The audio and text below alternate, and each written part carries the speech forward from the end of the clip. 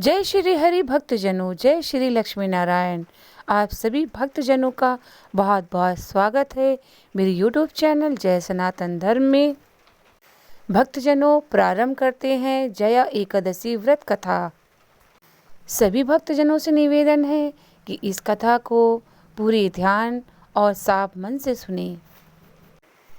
एक बार धर्मराज युधिष्ठिर भगवान श्री कृष्ण से कहते हैं, आपने माघ के कृष्ण पक्ष की षटतिला एकादशी का अत्यंत सुंदर वर्णन किया।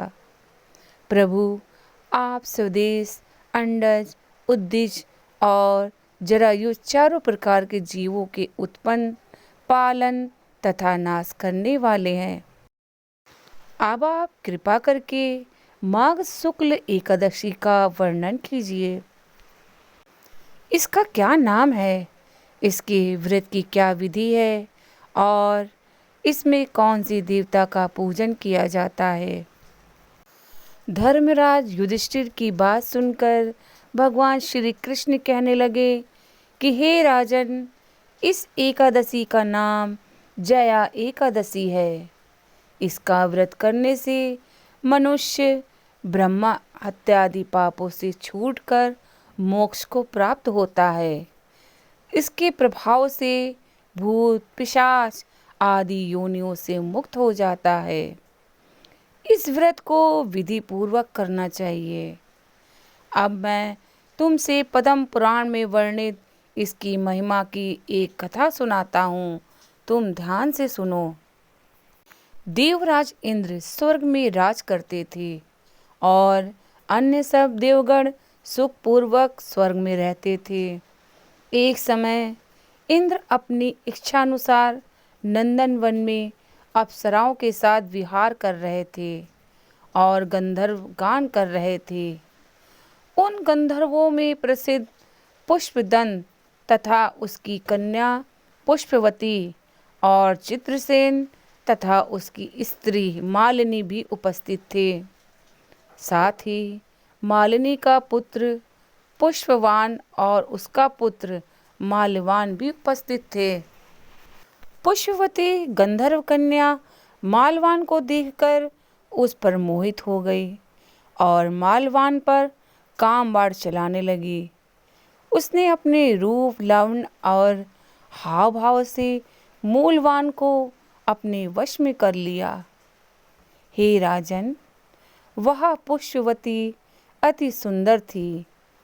अब वे इंद्र को प्रसन्न करने के लिए गान करने लगे, परंतु परस्पर मोहित हो जाने के कारण उनका चित्त भ्रमित हो गया था।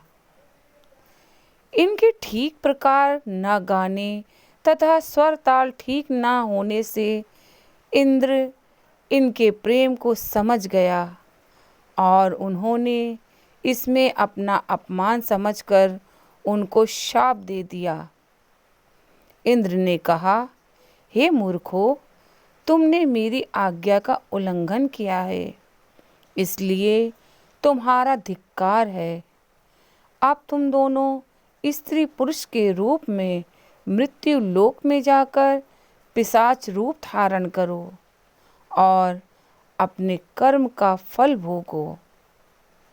इंद्र का ऐसा शाप सुनकर वे अत्यंत दुखी हुए और हिमालय पर्वत पर दुखपूर्वक अपना जीवन व्यतीत करने लगे। उन्हें गंध, रस तथा स्पर्श आदि का भी कुछ ज्ञान नहीं था। वहाँ उनको महान दुख मिल रहे थे। उन्हें एक क्षण के लिए भी निद्रा नहीं आती थी। उस जगह अत्यंत शीत था, इससे उनके रोंगटे खड़े रहते और मारे शीत के दांत बजते रहते। एक दिन पिशाच ने अपनी स्त्री से कहा कि पिछले जन्म में हमने ऐसे कौन से पाप किए थे जिससे हमको ये दुखदायी पिशाच योनि प्राप्त हुई। इस पिशाच योनि से तो नरक के दुख सहना ही उत्तम है। अतः हमें अब किसी प्रकार का पाप नहीं करना चाहिए। इस प्रकार विचार करते हुए वे अपने दिन व्यतीत कर रहे थे। दैव योग से तभी माघ मास में शुक्ल पक्ष की जया नामक एकादशी आई। उस दिन उन्होंने कुछ भी भोजन नहीं किया और न कोई पाप कर्म ही किया, केवल फल फूल खाकर ही दिन व्यतीत किया और सायंकाल के समय महान दुख से पीपल के वृक्ष के नीचे बैठ गए। उस समय सूर्य भगवान अस्त हो रहे थे। उस रात को अत्यंत ठंड थी। इस कारण वे दोनों शीत के मारे अति दुखी होकर मृतक के समान आपस में चिपटे हुए पड़े रहे। उस रात्रि को उनको निद्रा भी नहीं आई। हे राजन, जया एकादशी के उपवास और रात्रि के जागरण से दूसरे दिन प्रभात होते ही उनकी पिशाच योनि छूट गई। अत्यंत सुंदर गंधर्व और अप्सरा की देह धारण कर सुंदर वस्त्र आभूषणों से अलंकृत होकर उन्होंने स्वर्गलोक को प्रस्थान किया। उस समय आकाश में देवता उनकी स्तुति करते हुए पुष्प वर्षा करने लगे। स्वर्गलोक में जाकर इन दोनों ने देवराज इंद्र को प्रणाम किया।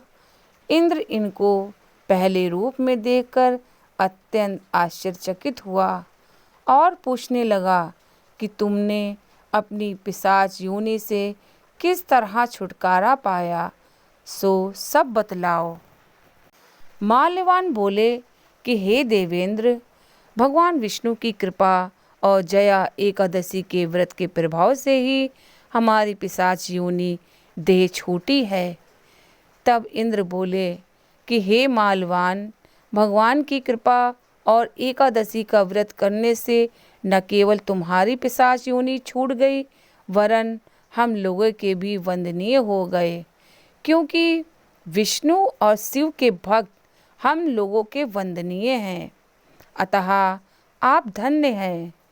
अब आप पुष्पवती के साथ जाकर विहार करो। श्री कृष्ण कहने लगे कि हे राजन, इस जया एकादशी के व्रत से बुरी योनि छूट जाती है।